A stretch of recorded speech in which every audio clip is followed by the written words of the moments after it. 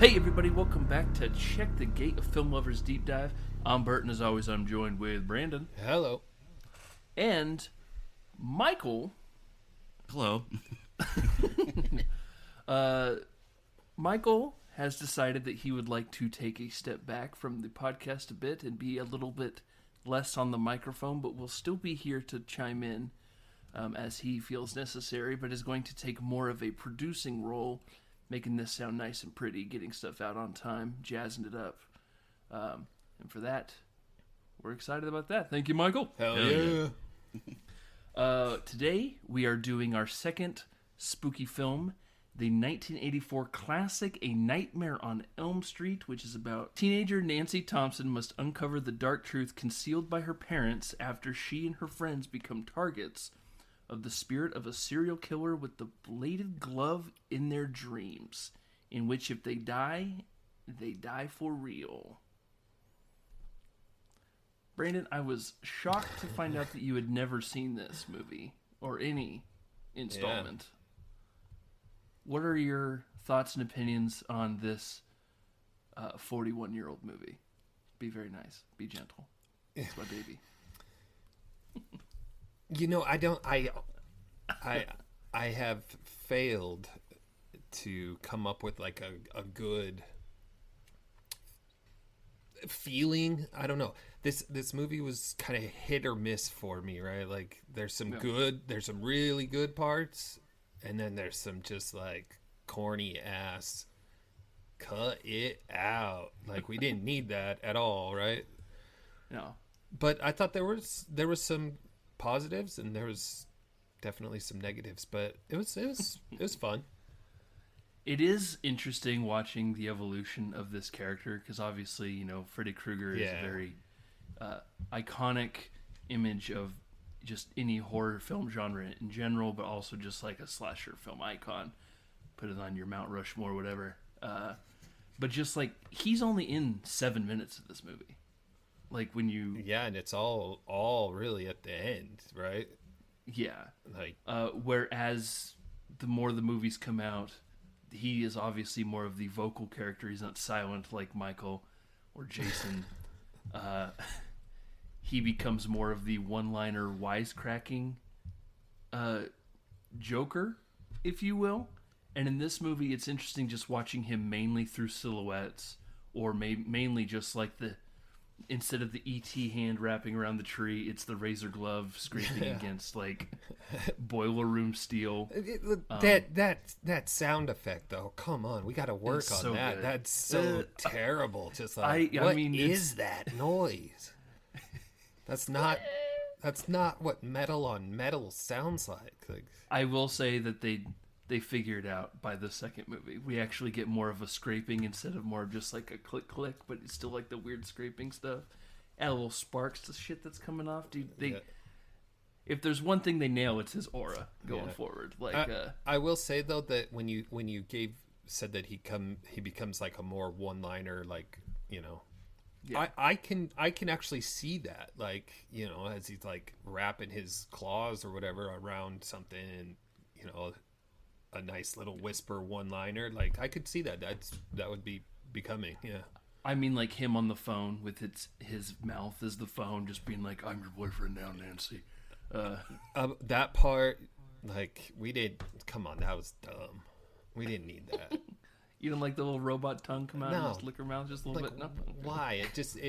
It dumbed it down. Like it gave like that cheesy effect to it that I felt like I didn't need it. But that's your thing. Go for it. Make out with the phone. Well, she didn't want to do that, Brandon. She didn't choose to do that. Also, with these movies, I really do like how, I mean, it's just like any other famous 80s slasher movie, like with your Nightmares or Halloweens. The more movies you make, the worse the writing, like the more watered down everything gets.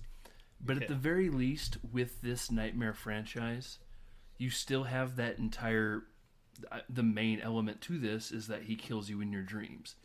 And you are getting a lot of phenomenal, spectacular, incredible set pieces because it's your dream and anything can happen in a dream. You know, that kind of stuff. And I really do think it clears up a lot of the well, you would never do that. Like when you're watching a horror movie, and like, why would you do that? Well, why would you do that? The easy answer is, this is your dream. Random shit happens in your dreams all the time. Somebody's throwing rocks at your window. Maybe I should go out and investigate. Like there is no limit like to what could happen in your dream. Like, so you have to try to portray that in a movie. And it is something that I think that they do progressively get better. Whereas this movie, they kind of are, just for the most part, outside in their neighborhood or in the boiler room. There's no like incredible massive set pieces that go forward. This movie is just more of like, Wes Craven had this idea in his brain. We'll talk about what made him want to make this movie. Wes Craven, considered one of the greatest horror directors of all time. It's just like, this shit scared me, so I'm gonna roll with it, and then translated it, and then created an insane franchise that saved New Line from going bankrupt. They were cutting their last checks. The house that gave us the Lord of the Rings movies, all that stuff like this, they consider themselves the house that Freddy built, because the final check actually cleared and made a shit ton of money. How many movies are in this franchise? Technically, there are 7, plus Freddy vs. Jason, plus the 2010 remake with Jackie Earle Haley, which I think does a lot of stuff really well, but I think the overall movie is just not good with Jackie Earle Haley. It doesn't help when Robert Englund has played the character the entire run up until it's not like you're hiding. You can just get a new actor hiding behind a mask. Like, Krueger has his own personality, which I think helps a lot too. Even though sometimes the one-liners get, man, Brandon, if you think there was some cheesy stuff happening in this movie, watch Freddy's Dead: The Final Nightmare, and then get back to me. All right, you'll think this was Citizen Kane, which, to your credit, you also don't like. Yeah, I didn't like, so that's why it was funny. Yeah. As far as I kind of talked about it last week. Like, this was the one horror movie that like I handed my dad, and he goes, "Oh, back at the box says there's no nudity, so knock yourself out." And it's kind of why I just kind of latched myself onto this. Like, all this other stuff that happens in this movie are incredible. Isn't there some nudity? I mean, not according to the back of the box, but when she's in the tub, and she's like drowning, and it's like, what? But yeah, that didn't make the back of the cover art, so I was just like, "Ooh, snuck one through." Yeah, you got lucky. But like I said, I just kind of latched onto it for that one reason, because it was like the one franchise I could watch. Right. And then for how crazy and violent and gory, but then like also super culty again. So I was like, I'm kind of surprised that these are like, it's like the one franchise that like, they're like, it's fine. There's no nudity. What's it gonna do to you? It passed. But anyway, like I said, this is a 1984 film. The top 3 films, 1984. Number 3, Indiana Jones and the Temple of Doom. Number 2, Ghostbusters. And number 1, Beverly Hills Cop. Good year. A ticket cost in 1984, $3.36, which is equivalent to $10.37 our money. The budget for the film was a whopping $1.1 million, which is equivalent to $3.39 million.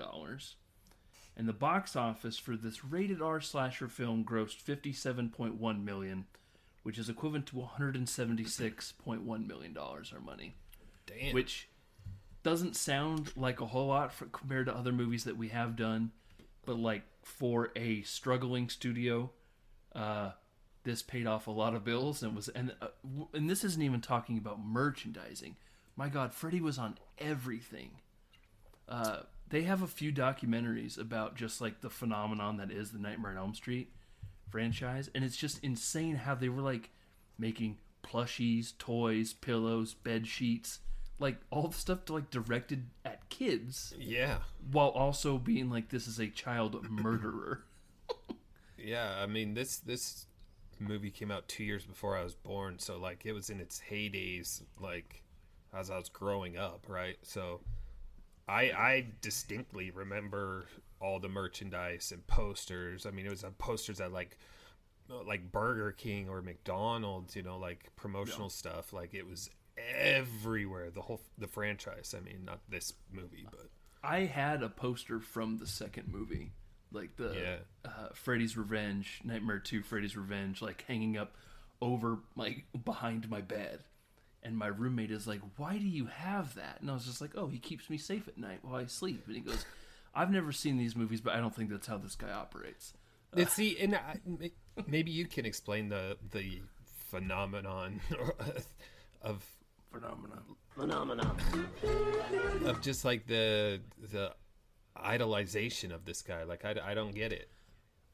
I mean, idolization is like a weird word. Maybe it's too strong of a word, but we know somebody who's like super obsessed with fanatic. Jason Voorhees from like Friday the 13th. Like, I think it's just people, and then like a lot of people, it's like very same thing, but with Michael Myers. I think some people just, they pick their franchise, their horror franchise. The other ones, all the sequels suck. Nothing is better than this specific one. I just latched onto this one because, one, I was allowed to. And then also, like I said before, bro's got a personality. Like, he's not just a literal walking zombie hatching at people. At least we get a little creative in there. So it's like trying to pick like a Premier League team, right? Like you just latch on to one and for better or for worse. Yeah, exactly. Gotcha. Is when I became a Chiefs fan, they were the worst team in the league. And you know, it pays off dividends, and now people think that I'm a bandwagon fan. The snake is now eating the tail. So you either die a hero or you live long enough to see yourself become the villain. But it is also interesting, like just talking about the merchandising and also picking your guys. This dude is like, he's not a good person. So it is like crazy that they're like making, again, stuff for children. Like, he is a child murderer. Exactly. Like, that's what I'm saying. Like, maybe, like, you don't really, at least I don't, from this film, really know his background other than that he killed children, right? And that's pretty freaking terrible already. Okay, so strike one, and now you're haunting people's dreams. Strike two, and now you're murdering them in their dreams for real. Like, strike three, like, you gotta go. You're out. You're not a good person. Like, but like, he didn't have like some childhood trauma, like that, you know. I mean, we can talk about on vengeance, but more. Each movie kind of peels a layer back, and sometimes it makes sense with other movies. Sometimes they're just like, ignore those. This is actually what happened. He just sounds like a psychotic serial killer. And honestly, just easy answer is, as the first movie intended, that is what he is. The remake in 2010 remakes it that he is not a child murderer, he is a child molester. And that is what gets him murdered by the parents. Like, even worse. Yeah. And I will say that the remake really tries to make it like the kids don't remember this happening to them, but the parents killed him because he was molesting the kids. But then the victims are like, how do we even know he really was molesting us? We don't remember. We could have told you anything, to like make it seem like actually Krueger is the victim, only to then only for them to realize, no, he actually was molesting you. And then you're like, oh, okay, thank God he is the bad guy. And it's like, why are you doing this? Yeah. Like, just... Yeah. So, not everything, just right down the middle. He murders kids. That's already bad enough. Just fucking stick to that. Yeah, and it was already established, right? Like, exactly. I don't know why you try to deviate away from that. Like, what's already known. There has been, like, things pop up being like, well, the original, he was supposed to be. And then Wes Craven decided to put the kibosh on it. I've seen some articles saying that Wes Craven came up with it and then decided not to. Or other ones that say people think this is where he was leaning and then decided not to. There isn't really a clear-cut answer as to whether, but then obviously the remake is being like, well, we are willing to go that far. And it's just like, he didn't really need to. Yeah. Also, I should say, this movie was nominated for 0 Academy Awards. We kind of left that thread hanging there. Honestly, I was kind of surprised, like, there was no makeup category. Even just like a nom, I know that, horror movies it's very hit or miss. Either they're nominated for the exact categories you think they are, or there's none whatsoever. Like last week with Carrie. Like, it was like, I don't think anyone in this movie should be nominated for an Academy Award for this. But no, but I do think that there was some bright spots. Yeah, for sure. And I thought Nancy, who Heather Langenkamp. Yeah, I thought she was great. I thought her performance was convincing. So before we jump into this, Brandon, I know that you said obviously you have never seen this. Michael, had you seen this at all? Not all the way through. No. Probably bits and pieces. What is your? Did you watch the movie? I'm assuming. I did, yeah. What are your thoughts on this?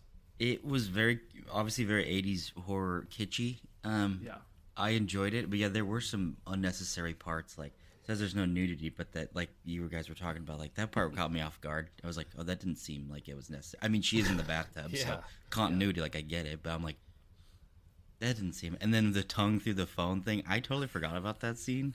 And I was like, oh shit, that's a mouth with a tongue and blah, blah, blah, like that's. But yeah, it was as it went as I expected, Yeah. Did you, Brandon? Did you know anything about other than like he kills people in their dreams? Did you know that this was Johnny Depp's very first movie? Nope. Ever? Nope. That was a surprise, a nice little tasty surprise. I was like, oh shit, that's Johnny Depp. Introducing Johnny Depp, yeah. But then I had to, they say that, but then I'm like, all right, wait for him. Like, who's it? Oh shit, there he is, young Johnny Depp. He's like an actual main character of this movie too. Following in the old one of Kevin Bacon's very first roles was in the first Friday the 13th movie, where he gets killed in bed also. But obviously, but I mean, I guess my question was, if you didn't know anything about this, like there are two, I would argue 3 very iconic scenes from this movie. One of them is the opening scene of like the mission prep of him making the glove in like that dirty, dingy warehouse with like the water dripping in the background. You just hear the like the heavy grunting and breathing as he's making the glove. But then the other 2 like insane kill scenes in this movie are like iconic horror images, especially the Johnny Depp blood pouring out of the bed. Is that had you seen, heard, known anything about that? Nope. I will be frank about this. The only thing I knew about was Freddy's like persona. That's it. Like, didn't know who was in it. Didn't know any of the scenes. Nothing. Yeah. I will say though, I have spent a lot of time in a boiler room before, and why? Well, at my elementary school. So my mom, taught at the elementary school that I went to, so I would have to stay there after school. And there was a janitor guy that he worked there. He was pretty cool, and that was like his little workshop area. And so like I would just kind of like kick it down there sometimes while waiting for my mom. So, but I'll tell you, boiler rooms are freaky AF. Like there's weird noises. It can be hot. I mean. So to be like chased in a boiler room freaked me out. Would you say this is an accurate depiction of a boiler room? Well, this boiler room that they're in is like large. Sure. Like it's like 4 stories tall, and it looks like it's more of a labyrinth. Yeah, it's like heating the whole block that they live on, and so. And it's a dream, so every house has this massive boiler room just even further down in their basement. Yeah, exactly. But that could be creepy, let me tell you. Yeah. After we get the montage of him creating the glove, we see a young gal whose name we find out is Tina is running down a long hallway water dripping everywhere. She's seeing goats just buying behind her. She's freaking out. We know that she's running from someone or something. She keeps hearing somebody whisper her name, Tina, as she frantically looks everywhere. We hear Robert Englund's like perfect Krueger laugh, like that just gets louder and louder with every movie that happens, like that like smoker laugh, like in the back of the throat. As he appears behind her, just more in shadow, we just see someone wearing a red and green striped sweater kind of pop up behind her. To which she jumps awake, and we find out that it was all just a dream. But her nightgown has been torn. To which her mom tells her, just trim your nails and go back to sleep.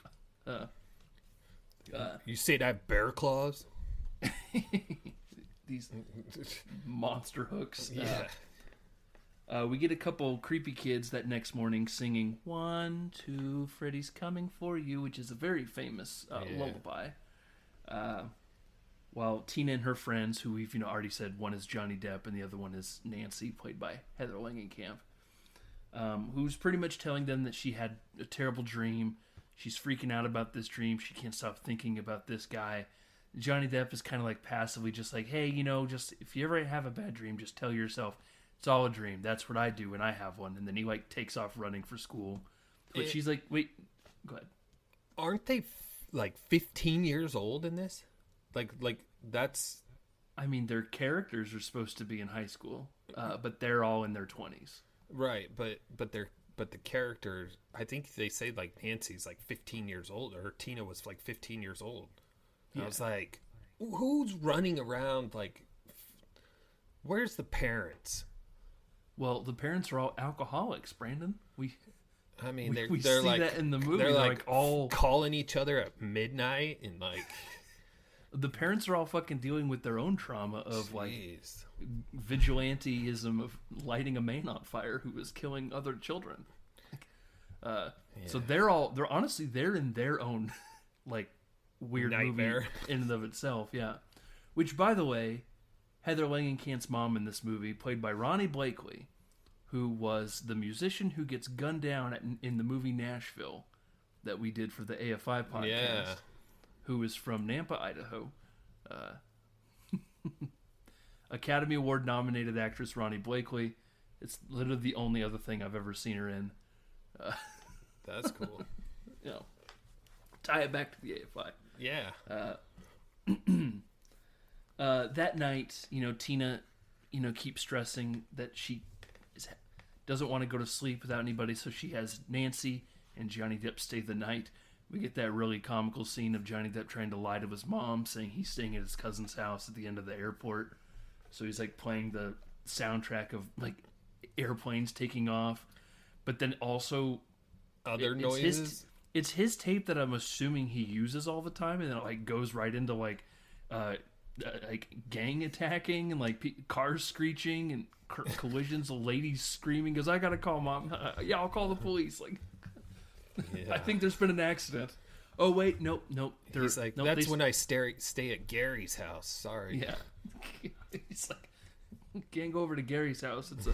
It's a fucking war zone over there. Yeah, he lives in the hood. Oh wait, nope. And he just turns it off. He's like, oh nope, nope. They said it's fine. Everyone's okay. All right, I'll call you later, Mom. Love you.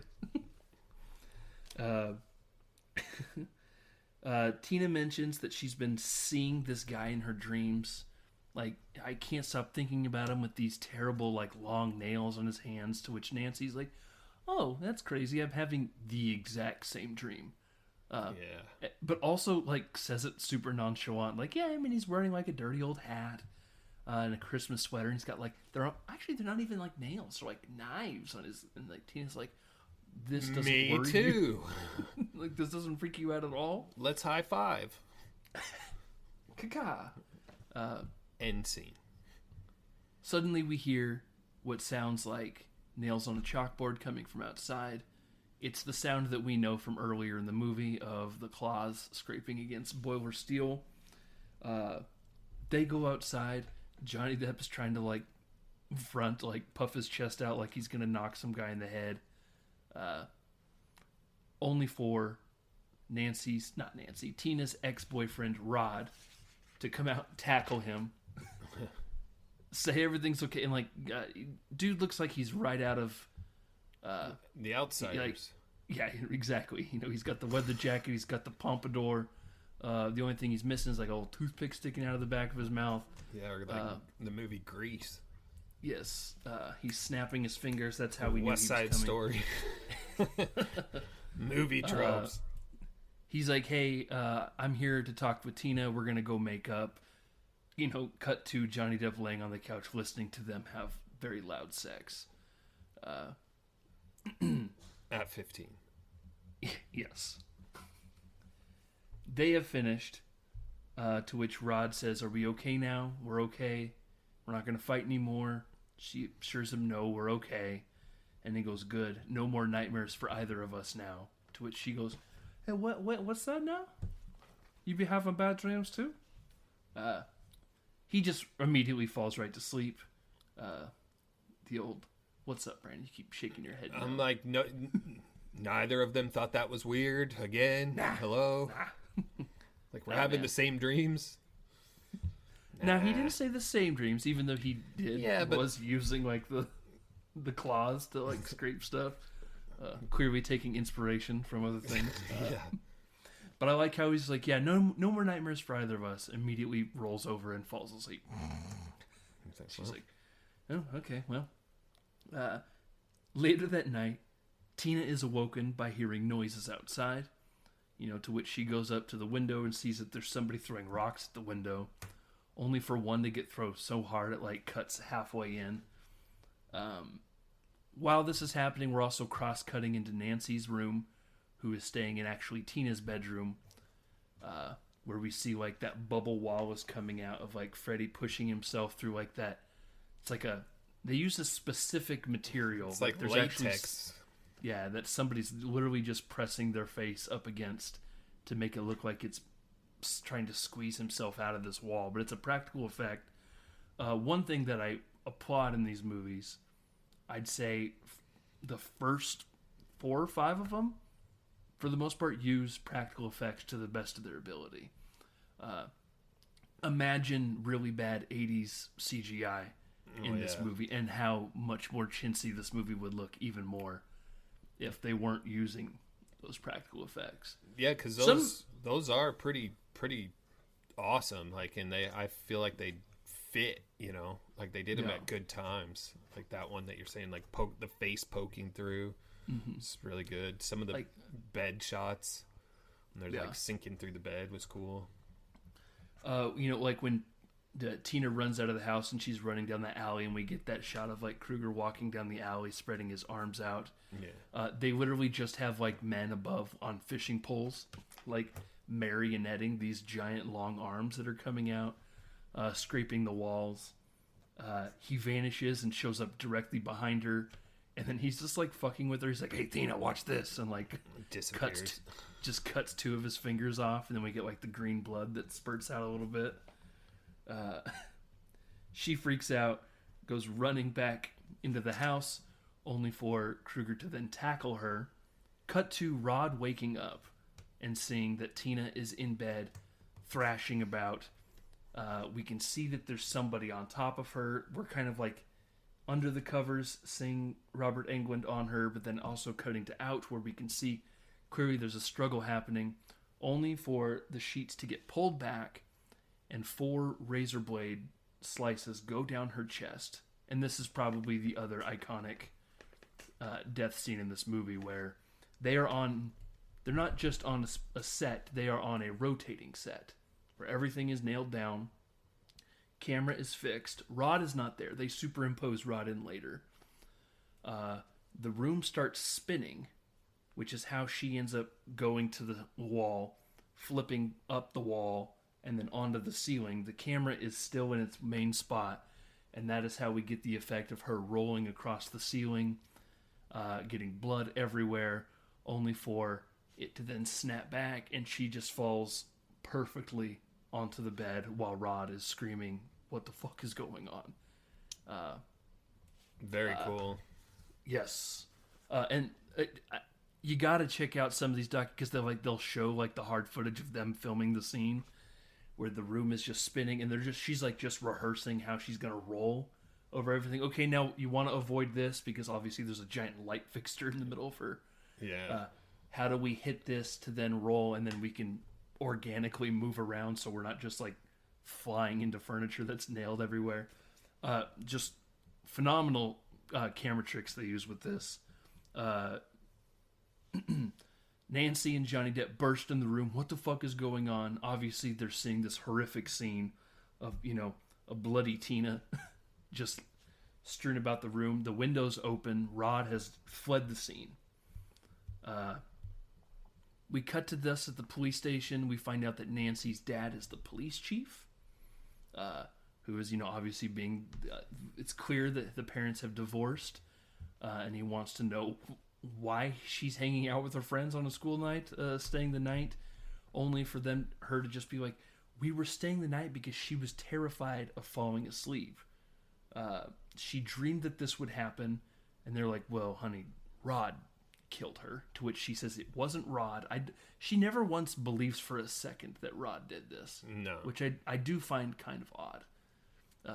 That it's just like this giant massacre happened, he fled the scene, and then her being like, well, she was having weird dreams. Yeah, but what would be his motive? Like, I don't know, man. He's a hooligan, a ruffian, scallywag. That's what her dad pretty much says. The same thing. He probably like words. Cuts class, and he got arrested for a couple. Smokes in the bathroom. Yeah, and he got arrested for a couple fights and like possession. Yeah. I think it is absolutely psychotic that Nancy is watching the news and they're like filming like Tina's bloody arm falling out of the gurney, and they're just like having that stay. I was like, who approved this? Like the hand is like dripping blood as they're loading her into the ambulance. I'm like, man, the news was different in 1984. Got away with a lot of shit. Nancy's heading to school, but is then jumped by Rod, who is assuring her, I promise I didn't do it. I would have never done this. I loved her. There was somebody in the room, but I couldn't see who it was. Only for Nancy's dad to show up, and they arrest him on the spot. He tries to flee, but he gets arrested. In class, Nancy starts falling asleep while her teacher's droning on and on and on. She starts seeing things. She looks outside of the classroom. That's where she sees a bloodied Tina in a body bag, who's getting drugged throughout the halls. She decides to follow the blood trail, only for her to like run into a hall monitor who's wearing like the Krueger red and green sweater. Got yourself a pass? And she goes, screw your pass. And takes off running. Only for the hall monitor in Freddy's voice just being like, Nancy, don't run in the hallway. With the razor glove. She ends up in the boiler room, which is how all these dreams end. Freddy appears in front of her. She asks who he is, only for him to then lift his shirt up, cut his chest open, for there to what look like egg yolk and maggots. Like start pouring out of his body. She takes off running, but like we said, this boiler room is very labyrinthy. She gets cornered, and as Krueger is walking up to her, she burns her arm on the boiler room pipes, which then wake her up. She wakes up in class screaming bloody murder, freaking out. You can clock the burn on her arm already. Yep. The teacher's freaking out. Are you okay? Are you okay? She's like, yeah, no, I'm fine. I just need to go home. She excuses herself from school that day. And decides she's going home.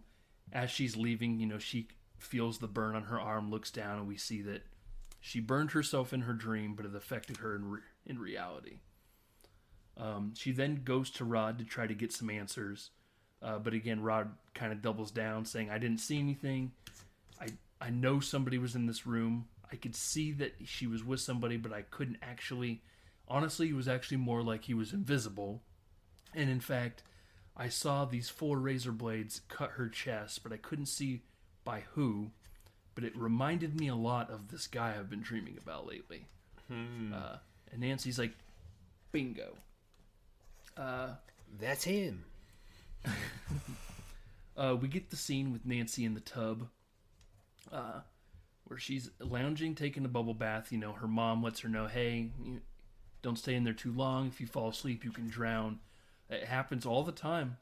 What she says, like 1 in 10 people drown in bathtubs or something like that. Yeah, it's like 46 people die a year falling asleep in a bathtub. Like, wow, great stat. And this is pre-internet too, so this that was just off the top. Just like, she rolls her eyes and says, "I'm not going to fall asleep in the tub."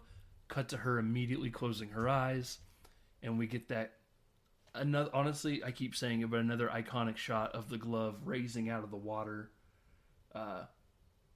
between her legs, and in reality, filming that she is in a tub that is attached to a giant tank, where they just have a guy with a bunch of comms on in a mask, not a Freddy mask, but just like a breathing apparatus and a glove. Okay, now raise the hand, and he's sticking it through a funnel tube while he's also in there floating. Okay, pull it down, raise it back up. Mm-hmm. I like the shot of it's coming up, and then her mom knocks on the door, so she's like kind of coming to, and it like slowly dips below the water, just enough that like right when she opens her eyes, it's the tip of the blade has sunk below the water, and it's like, oh, it's nothing. No, I'm okay. I'll be out in a few seconds. Only for her then to be drug underwater, and we see that she's no longer in a tub. Looks like she's like in a giant vat with just a very small hole of how to escape. We can see Krueger's down there pulling her down. She's able to kick away, break out of the water. Mother breaks into the room, just being like, I'm fine. I told you I was okay. I just, I slipped in the tub. That's why I yelled. Cut to her, obviously the Saved by the Bell episode hadn't happened yet, so she's taking caffeine pills. We don't yet know the dangers of caffeine. But I like how like she makes a comment when she goes to like the sleep disorder place. She's like, why can't you just give me a pill that suppresses dreams? Yeah. Which is a running theme in all these other Hypnosil is the name of the drug that ends up, they're like, hey, well, that's a great idea, we should just start doing that. But instead in this movie she's taking these caffeine pills. No dose. Yeah, like I was just I've never needed like anything that's just like, because like what does the actual label say? It's like stay awake, works fast, like yeah. Like I'm just assuming truck drivers are the only people who buy this shit. Yeah, and she's like popping those like candy and washing it down with like coffee. Like, are you trying to like kill yourself? Like give yourself a heart attack? Cause she says by the end of it she's been awake for 7 days straight. Yeah, and the record's 11. Yeah, don't worry, I got record's 11. I checked Guinness. I was like, nice. Johnny Depp climbs through her window to see if she's okay because she heard about what happened in English class. She says, hey, I have a favor to ask of you. I'm going to go looking for somebody. And this part is not very clear. Because she's like, I'm going to go look for somebody. And I need you to watch over me. I read that as, I'm going to fall asleep. Anything bad happens, you wake me up. Very clear. Yep. Cut to then her outside walking, and then her going, Glenn, are you still here? And he pops out behind a tree, and he's like, yeah, I'm here. So that makes me wonder, does she also want him to fall asleep? That way he can follow her in her dream and protect her in the dream? Or was the entire thought, I want you to stay awake? Do you know what I'm saying? Because now she's dreaming that he is there, but we also know that he is asleep, and then she gets mad at him for falling asleep. Yeah, so I think she wanted him to stay awake while she fell asleep, and she ended up dreaming he was there in her dream. Yeah, that's like the one part I was just like, I feel like we missed, because she doesn't like completely explain everything. But well, the fact that he does a real shitty job of staying awake. Well, every time she says don't fall asleep, you're like, this motherfucker's going to fall right asleep. Like, bro, your mom just came in and told you it's almost midnight, and you put your headphones on again. Yeah, but Miss Nude America is going to be on tonight, Brandon. He doesn't care what they have to say. That part caught me off guard. I was like, what the Yeah, I fuck? was You like, just told singer. your mom that? And then just how, like, the mom has no reaction to it. Like, Well, how are you going to "Oh, hear what she has to say? You silly goofs. You're never going to find a wife." That's because the one option that he has, they don't want him anywhere near her. Yeah. He's like... She leaves the house and is walking through the neighborhood and makes her way over to the jail, where luckily Rod was given a cell with a window. So she's looking in through the window and sees Freddy Krueger walking down the halls of the jail, slip right through the bars, walk up to a sleeping Rod, and then like look up at Nancy. And I almost expect him to like give a wave, but Yeah. he never does. Right. I think because he still is a scary person in these movies and not a jokester. Like, I feel like if they did this exact scene in even the third one, he would have given like a little wave. But Just a little tiny wave and maybe a wink would have been Yeah. like... yes, a wink would have gone a long way. Yeah. Ding, Ding. maybe even add the ding sound. He disappears, only for Nancy to start calling for Deb. Glenn, where are you, Glenn? And like, there's no response, but we hear Freddy say, "I'm here." She runs back home, freaking out. She tries to make her way upstairs, but the stairs are now like quicksand. I love that effect too of her trying to. No, they're like marshmallow. Yeah, like she's like trying to run through like a bunch of caulk, just like Yeah. She's finally able to get upstairs, despite the stairs being like that. She runs into the room and sees Johnny Depp pass the fuck out in the chair, only for Freddy to fight her on the bed, to which the alarm clock finally goes off, waking both of them up. And he's like, "Oh, what did I miss? What did I miss?" And she's like, You idiot! You asshole. And then immediately is like, "Oh fuck, we gotta go save Rod," because that's where Freddy's going next. They run over to the jail. Her father is working there, and he's just like, Nancy, nothing's gonna. And like one of the guards is like, "Come on, girl, I chose the night shift so I didn't have to deal with you." It's just like, and then she's like, "All we have to do is just go make sure he's fine and and then I'll leave." To which they're like, "All right, sounds good." Cut to a sleeping Rod, and then we have the great scene of like the bed sheets That was a great wrapped scene. up, and they're actually doing this backwards. Yeah. I don't know if you could you can tell. tell. I mean, there are some times where his movements seem weird. It's because they're playing it backwards because it was originally wrapped around his neck and they're pulling it away. So the bed sheets are wrapping around his neck. I loved this scene, like the slow motion of it all, like how it was just like dreamlike to me. Like it was just, it was very well done. I thought it was cool.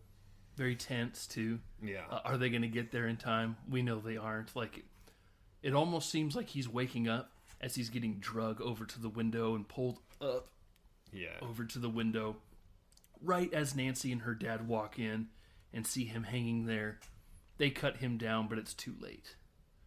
The next day, assumably, we're at Rod's funeral, and the priest is pretty much calling Rod an asshole, saying those who live by the sword die by the sword. Yeah. But then it's also like, but then also judge not, lest we be judged. It's like, brother, you just said two different things. Plus, like, there's only like 10 people there, and his friends get front row. Like, Well, yeah. I'm assuming Rod doesn't have very many. Not only his friends get front row, but like Tina's mom is in the front. I'm like, Nancy's mom's in the front. yeah, I'm like, where's this? He's got no family. He's just a riffraff. Well, that's It's Rod. That's Rod for you. Yeah, Rod would have wanted it this way. Riffraff Rod. While leaving, Nancy tells her dad, asks her, "Did you get the guy who did this yet?" And he's like, "He killed himself. I don't know what you want me to do." And she goes, "No, it wasn't. He didn't do it. It was a man named Fred Krueger who wore a dirty old hat and a red and green sweater, and then like we see the parents like sharing a knowing look at each other, being like, "Oh fuck." She knows. The dad's like, "You need to get her home, get her some sleep. She's going crazy." To which her mom's like, "I have a better idea. We're going to the cuckoo house." Cut to them going to the Institute for Dream Disorders with the doctor, who is played by Charles Fleischer, that doctor who is the voice of Roger Rabbit from Who Framed Roger Rabbit. Oh.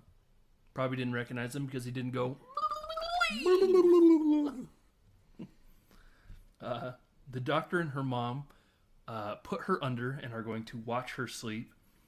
He makes note that her heart rate is a little high as she passes from deep sleep into REM. We see her start to struggle and grunt, starts thrashing a lot. The doctor and her mom come in to wake her up, and Nancy wakes up screaming, like many people do in this movie. We see that she has a cut on her arm, and also she is holding a dirty old fedora hat. And the name on the inside says Fred Krueger. Her mom's like, "Where the hell did you get this?" And she's like, "I brought it out with me in my dream. I was holding on to it when you woke me up." So that means if I'm holding on to something in my dream, I can bring it out with me. This might be how we get this guy. Knowing that her mother is hiding her something, she confronts her about the Fred Krueger of it all. Her mother is like, but then she like post funeral, like she turns into an alcoholic. Yes, like as well as she like nonchalantly tries to like hide the biggest bottle of vodka you've ever seen behind her. Yeah, by the refrigerator, and I was like, "Is that a bottle of vodka? Like what?"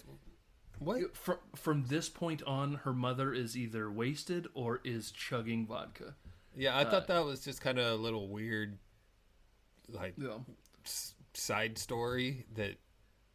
Well, like she's dealing with the trauma that her daughter knows about what they did. Yeah, but I feel like they could have established that earlier in the storyline. That her mother was just an alcoholic, or just drank a lot, and that something was haunting her, right? Yeah. And we didn't just like day 2 turn into a full-blown raging alcoholic who's hiding their bottles of vodka throughout the house. You're like, whoa, this turned extreme. Like, so, I mean, like, even Tina's mom is kind of like, she's not like the parents.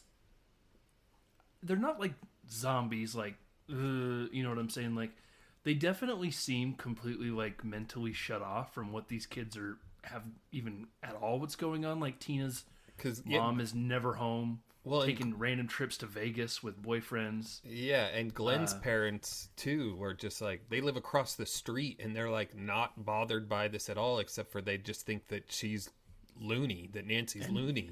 And it's annoying like, they're calling the house at midnight. You don't think anything's weird about all these dead bodies showing up and like nothing strange about that? Nancy starts reading books about booby trapping. I love it. Booby trapping and survival. And Johnny Depp's like, "What? I'm eating the most basic plain burger with no sauce, just 2 buns and 1 patty." And setting the rest of the food precariously on this bridge. And I'm like, I don't know that that's a good. As someone with young kids who corrects their positioning of things on tables or whatever, I'm like, I don't think that's a good spot for that. He's like, "You're reading books about booby traps? You're fucking weird." As I take a bite of this dry cheeseburger, nothing to wash it down with either. Nom nom nom. You're weird, Nancy. You're weird.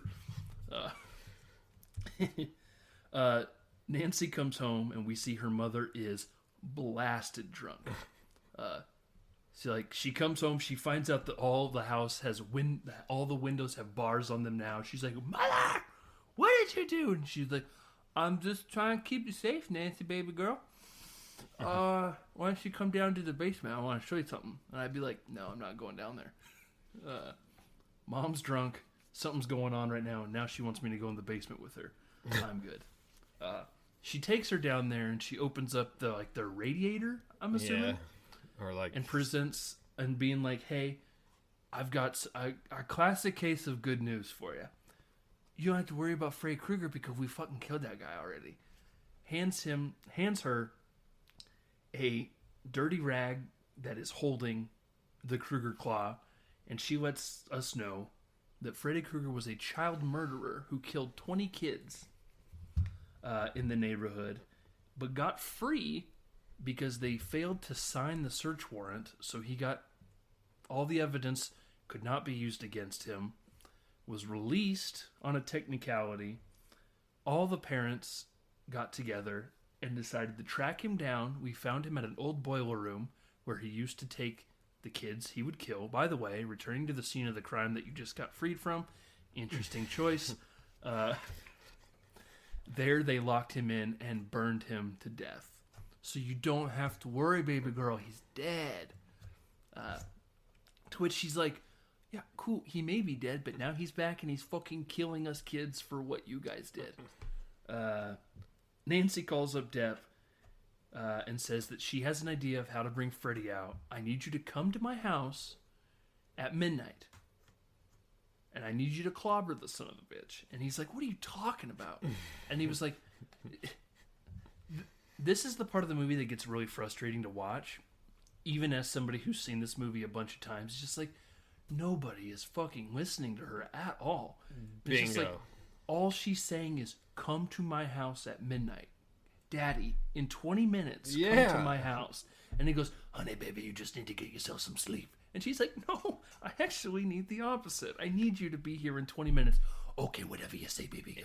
And then the guy that he sends to guard his daughter is watching her, like, either A, have a complete mental breakdown at the window, or B, she's really in trouble and needs help, like she's seriously screaming. And he's like, maybe I'll go get her dad. You're waking the neighbors. You don't see something wrong with this? She's on the phone with Johnny Depp, and she's just like, I need you to just, for the love of God, do not fall asleep. And he goes, I got you, boo. Hangs up the phone, turns on his portable TV he keeps in his lap in bed, while also puts his giant headphones on. We cut to his mom coming into his room. He's asleep. She wakes him up being like, you gotta turn the TV off. It's almost midnight. And he's just like, I just want to stay up a little bit longer. I'm watching TV and listening, like we said. Turn it off. It's going to hurt your eyes. He goes, oh, but Miss Nude America's on. How are you going to know what she says? You have the headphones on. He goes, who cares what she says? And his mom's just like, oh, you're incorrigible. And then leaves. Oh, Glenn. Cut to, I love this scene, how we cut to in Nancy's room. Her mom has a coffee pot, the coffee cup, and the caffeine pills in there. Like, she's cleaned through her room. And it's like, okay, now you need to get a good night's sleep now, baby. She leaves.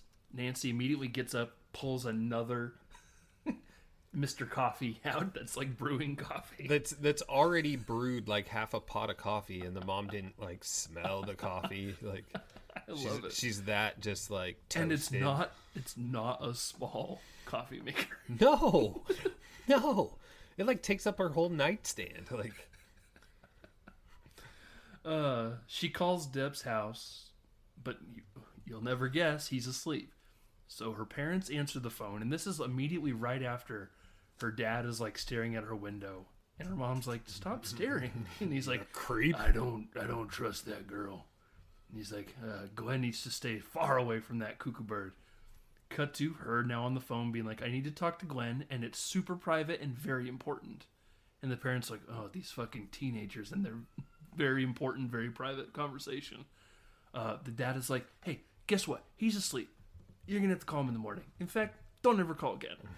He hangs up the phone and then says, "Actually, I have a good idea." He takes the phone off the hook. That way, obviously, it won't go through. And he turns to the mom and goes, "You just got to be very stern with these children. Yeah. You just got to tell them what's what." Cut to Nancy just being like, "Well, Glenn's fucking dead. I know it." She tries calling. Obviously, won't go through because the phone's off the hook. She hangs up. Her phone rings. She answers it, and we hear the nails scratching sound again. She freaks out, pulls the phone cord clean out of the wall, breaking it. That way now she won't get any calls. And she goes, oh, what if Glenn tries to call? Girl, Glenn's I wouldn't worry about it. Cut to the phone ringing again. And then we get that shot of her looking at the frayed wire, being like, how am I getting a call? I'm not plugged into the Ethernet. She answers it, and you hear Freddy's voice say, I'm your boyfriend now, Nancy. Cut to the mouth on the phone, licking the inside of her mouth. Yeah. She tries to run out of the house, but obviously she's locked in. Mom wears the keys, and the mom's just like toasted on the couch, just being like, I don't know where they went. They're not on me. In Johnny Depp's room, we get that great shot of him laying on the bed sleeping. The Krueger clock comes up, grabs his stomach right as he wakes up. Oh, fuck, what's happening? He gets pulled into the bed in a very, contorted way where, his legs are sticking up over his head. He gets sucked in only for... They're using the exact same set they used before. They just redecorated it with Johnny Depp's room. They are literally dumping 500 gallons of blood out of that bed, but the camera is still like this, so it looks like it's coming up and hitting the ceiling. In reality, they're dropping down. Yeah, cool. But it gives cool that scene. Great effect too. Especially, I like when they show the ceiling, which is obviously really on the ground, but you can see the water pooling, but it's still doing that trick with your brain, being like, this is right side up, but the water is pooling in such a way that it does that weird, crazy trick with your brain. Only for his poor old mom to open the door and just be like, ah!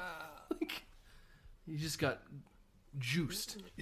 Yeah, for real. It's literally juiced. Cut to police sirens showing up. Ambulance is pulling gurneys out. The police chief, Nancy's dad, shows up and he's like, I don't know, boss. I ain't never seen anything like this in all my years. He goes inside and we see there's blood dripping from the downstairs ceiling. They put the bucket. They put the bucket underneath it. Yeah. The father's dry heaving. Next to the coroner. Yeah. The coroner who's been throwing up ever since he saw it. They say, someone makes a comment. We need a mop in this place. It's we don't need crime tape. We need a mop. He kind of I love the hesitant shot of it just being he gets the phone call and it's from Nancy and she's like, what happened? Is he okay? And he goes, I don't know, baby girl. And he's like, no, but he's dead, right? And he goes, oh, I can guess. And then she iterates, I'm going to get this guy for you. I need you to come into my room in 20 minutes. Oh, whatever you say, honey. Hear what I am saying. Translate that. Do what I say. I need you here in 20 minutes. Break the door down. Hey, honey, baby, all you need is just a good night's sleep. Just get some sleep. Okay, but you'll be here in 20 minutes? I'll be here in 20 minutes. Don't you worry about it.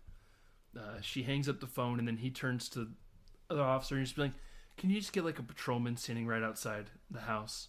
Let me know if you hear anything crazy. Cut to Nancy, by the way. 20 minutes. She has a lot of work she has to do in 10 minutes, let alone 20 minutes. She starts home aloneing her house. I like how she hasn't pre-done any of this already. She's literally starting to make the holes in the light bulb, fill up with gunpowder. Yeah, emptying the shotgun shells. Getting the giant sledgehammer. Going in saying her goodbyes to her mother just in case she doesn't make it out. And I was like, damn girl, you said 20 minutes. You have to be asleep and find him in this amount of time.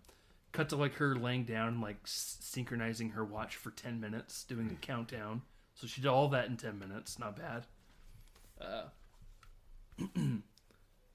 As she's dreaming, Nancy heads downstairs to the basement where she sees that the Krueger glove is now missing. She then goes through another door that she finds in her basement that leads down to the boiler room. As she's calling out for Krueger, she keeps going deeper and deeper into this boiler room. She's looking at her watch. I only have 2 minutes. I'm running out of time. What happens if like I just wake up and nothing happens? It never. I like how when he finally does appear, she goes, "Oh shit," and takes off running. Girl, you came down here for a reason. Obviously, she still has a lot of time. She's running around. I like how she like opens a door, but it's actually through her window, and then like you see the dummy just come flying out of her door, come crashing down into the lawn below. She stands up. Her watch says alarm sounding in 10, 9, 8. For her to see Freddy Krueger pop up being like, Nancy. She then goes, dog piles, tackles him. Her alarm goes off. She wakes up in bed, and she's still got like some of the lawn on her. Like she's got like the rose bushes on her. Yeah, she's like, oh. I really like the beat of her like looking around the room, just being like, oh, maybe I was crazy. Only for him to like jump out and be like, oh, nope, I was right. Nope, everyone wrong, I'm right. She tries getting everyone's attention. She's breaking windows. Hey, help me. And she goes, Nancy, you're fine, don't worry. And she's like, get my dad, you asshole. Yeah. And he's like, oh, right. They go down into the basement, and like I love how like Krueger is just like absolutely just triggering every single booby trap that she laid perfectly, blasting behind his head with the fucking light bulb full of gunpowder. Sledgehammer to the opens chest. the door. Like very Mar from Home Alone's. Yeah. Just like taking a comedic beating. He chases her down into the basement. She throws gas on him and then lights him on fire. And this was such a massive stunt at the time. They put like 5 cameras in this basement. That was all shot in one take. I know there are cuts, but that is them going to the different camera angles of him lighting on fire, cutting to the base of the stairs to see him running up the stairs. Another camera upstairs where he tries to get out the door. She opens it, kicks him. He rolls back down to the bottom of the stairs. Obviously, there isn't a Academy Award for stunts, but this there should be. Though that there will be this next year, not this year, but I believe the year after, right? I think so. Because people are saying Tom Cruise can't get it because it won't Mission Impossible movie. Yeah. It did, however, win whatever stunt, like the highest honor of stunt awards that you. I forgot to look up what the actual name is because I'm sure it's not just the Stunties. But this was also like a Guinness World Book leader for the longest time of being caught on fire on film for one specific take. Yeah, because he was on fire for a long time. Yes. And that stuntman has worked with Wes Craven forever. He was one of the Tony Cesare, I believe is his name. Cecere, I believe is how you spell it. He was the Stay Puft Marshmallow in Ghostbusters. He was in that costume. He was one of the many people in ghost face masks from the Scream franchise. He's even the camera operator from Scream, Courtney Cox's cameraman. If y'all remember that at all. Yeah. Her father finally breaks in to the house, wants to know what's going on, where is he, and she's like, she's down in the basement, only for no one to be there. But then we should have just looked down, guys, because we got flame footprints that lead all the way up the stairs. They go upstairs, and this is probably the one part of this movie that I don't think holds up at all. It's like the worst effect in the movie. Where they go in, they see that Freddy Krueger, who is still on fire, is now attacking Nancy's mother. Nancy's dad takes a comforter, jumps on the both of them to smother the fire out. They pull the sheet back, and they clearly, just like a mannequin that's been like torched, is on the bed, but it's like levitating over like a weird vortex that just slowly gets sucked into the bed. Think like Don't Look Under Your Bed, under the Bed, that Disney Channel original movie from the 90s, like that sort of effect. It felt very Ghostbuster-y. Yes. And then the bed just kind of blends back into a normal bed, and then Nancy goes, "See? Do you believe me now?" Dad's like, not even shit, that was weird. Not even like, Mom. It's, yeah. Who's crazy now, Dad? He's like, that was fucking wild. Yeah. I still got to clean up the house across the street. Nancy gets some sleep. He just kind of leaves. Dad, end of movie for him. Mm-hmm. See you in the third one. He just kind of dips out. Nancy's in there, just kind of taking it all in, being like, we did it, guys. As she turns around, we see now there's a figure coming up out of the bed with like the classic, almost like the ghost-like bed sheet over his face. The blades cut through and mark it off. And then she says, Freddy, doesn't even look at him. She's got her hand on the doorknob. And she says that this is all just a dream. None of this is real. I want my friends back.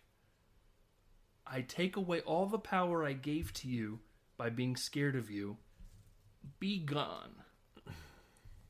And then he goes, no, and vanishes. Probably the worst way to get rid of this guy. And honestly, in all these movies, it's just kind of like, they kind of felt very anticlimactic. Yeah. It's like, if it was that easy, why didn't we just do that earlier? Only for her to then open the door of the bedroom, opens it, walks through. Now she's outside. It's daytime. Her mother is there. And she goes, it was all just a dream. Her mom's like, you look great. You got some pink in your face. And she goes, I guess I just had a good night's sleep. And the mom's like, I'm no longer an alcoholic. Ha ha ha ha. You can tell by my sunny disposition that I too am fine. We see Johnny Depp rolling up in his cherry red convertible with Tina and Rod in the back seat going, come on, Nancy, we're going to the mall. She gleefully runs from the steps, gets in the car, waves at her mom, only for the convertible top to slam down on top, and it just so happens to be the same color as Freddy's sweater, the green and red. We hear the maniacal laughter as the car starts, the radio starts getting all messed up, and they scream as the car drives away, and her mother's just waving, only for Krueger's claw to come out, and then beautiful transition from Ronnie Blakely to Blow Up Doll. Yeah. That then gets pulled in through the door window, the very small door frame window, and that's how this movie ends. That's it. It is like the most anticlimactic ending of this movie. It does feel a little just like, okay, well, guess that's it. See you in the next one, where I'm sure the rules will be the exact same. They never are. To tie it back to the AFI franchise that we did, Freddy Krueger, the number 40 villain on the AFI Top 50 Villains and Heroes list. I found that the inspiration for Freddy came when Wes Craven, his childhood bully, his name was Fred Krueger, bullied him his entire childhood, for 10, 12 years. The burn marks came from there was a man that just kind of hung out in Craven's town. There was a homeless guy who just had burn marks and always scared him as a child. And then there was another homeless man that Craven woke up to and saw him standing and looking inside his bedroom window. Creepy. He was this famous drunk homeless guy who lived in the neighborhood who wore the green and red and dirty hat. And then so the image of a 10-year-old Wes Craven and seeing that man just looking in through his window really got to him. And then Craven has also said that the inspiration for this movie came because there was a bunch of articles coming out of, I believe it's Southern Asian refugees coming to America, trying to get out of bad regimes. And there was an article about how for 3 years there were 3 individuals who fled this terrible country, was residing in America, but they were constantly having these nightmares. And that 3 of them actually died from these nightmares because they were so scared to fall asleep, they kept themselves up so late and late and late that when they finally fell asleep out of exhaustion, the stress of these dreams were killing them, but they weren't finding any heart failure. It wasn't like they had a heart attack and died. They just died in their sleep while going through this really crazy experience. And he was just like, huh, well, I'm going to go ahead and write that, and then write all the crazy shit that happened to me growing up. Yeah, and boom, he got a movie. Yeah, watching it for this podcast, I could definitely see the blemishes. They obviously, when you're watching something, not necessarily through a microscope, but like, I should also say, when we chose what movies we were doing, I watched all of the movies except the remake in the last week and a half. Just because they're a lot of fun. I went and saw the 5th one, the Alamo Drafthouse, which is probably one of the worst movies to see in a movie theater. It's just a really, really bad movie. But they were showing all of them, and I was like, I gotta at least see one in the theater. And it ended up being 5, Dream Child. Bad movie. But it's still a franchise I love. I find a lot of fun out of Freddy vs. Jason. A bad movie, but it's just like when you watch something from 2003, and it's just like, this is, I understand what they're doing here. Nobody's making, we're not making Schindler's List out here, guys. We're just making like dumb popcorn horror slasher movie. Yeah. Like, we're all in on the joke, and things should be graded as the way they are intended to be watched. But I watch probably at least Nightmare on Elm Street, Scream, and Freddy vs. Jason every October. That's like my 3 I go to. Nice. No. Any parting words for dear old Fred Krueger? I had a good time. Did you? Yeah, for the most part, it was fun. Especially, not having not seen any of them ever. Are you not even like little blips of it, like. So I mean, it was fun. They're all on HBO Max. Are you gonna dabble? I might. That's where I watched. I honestly, I wanted to watch it again. I didn't have time to, but I wanted to watch this one again. Maybe to analyze it further, but I will say that having only seen it one time, like I feel like I need to watch the rest of them. Mm-hmm. So, people argue whether this one is the best or if the third one is the best. I think this one is just the best because it's you can easily. OG. Yeah, I mean, it establishes the horror icon. The third one kind of really establishes him more as the Joker. That's kind of when that transition happens. So I think it all kind of depends on which Freddy you like the best. Do you like the menacing, scary, or do you like the I'm gonna give you my tight 5 before I give you these tight 4? Yeah. But well played. But it's a lot of fun. I find them fun. Michael, have you seen any of the other ones? Nope, just this one. Just this one. Yeah. No. I have seen Freddy vs. Jason, but that's been a long time. I remember being like, God, I can only remember like small bits and pieces, but yeah, I have seen that one through, but I don't remember most of it. So basically, I haven't seen it. So. Yeah, that one's just more of a, man. I remember. I didn't see it in theaters. Obviously, there was no fucking way I was going to. In 2003, I would have been 12 years old. Hey, let's go see Freddy vs. Jason. A famous franchise that we famously won't let anybody watch horror movies for. But I just like reading articles about how like this was like Avengers Endgame in 2003. Where like theaters were packed. They'd been waiting for this for years. They had teased it forever. About how these two horror icons were finally going to be clashing together. I remember it being a big deal. Even third grade me, I was like, oh, God, I think that's why, For some reason, I think my stepdad really likes these movies, and I think we had it on, and I remember just being like, wow, but I don't remember anything about it. Yeah. And then depending on who you ask, it's either done well or it's done pretty bad. I just think it's a fun popcorn movie. Yeah, for sure. But... speaking of fun popcorn movies, what do you say we talk about what we're doing next time? Yeah. Michael, you chose 1987's The Lost Boys Thou shalt not walk. Cry, little sister. Great movie. Brandon, have you seen this movie? I have, yes. Oh man, finally.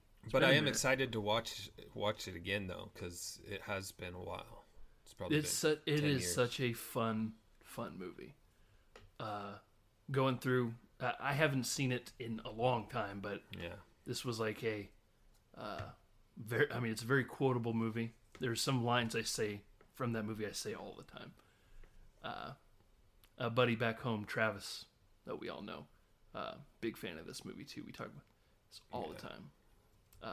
Can't wait. We'll be back next time with the Lost Boys. What do you go say we go ahead and cut, print, check the gate? See you guys. See ya.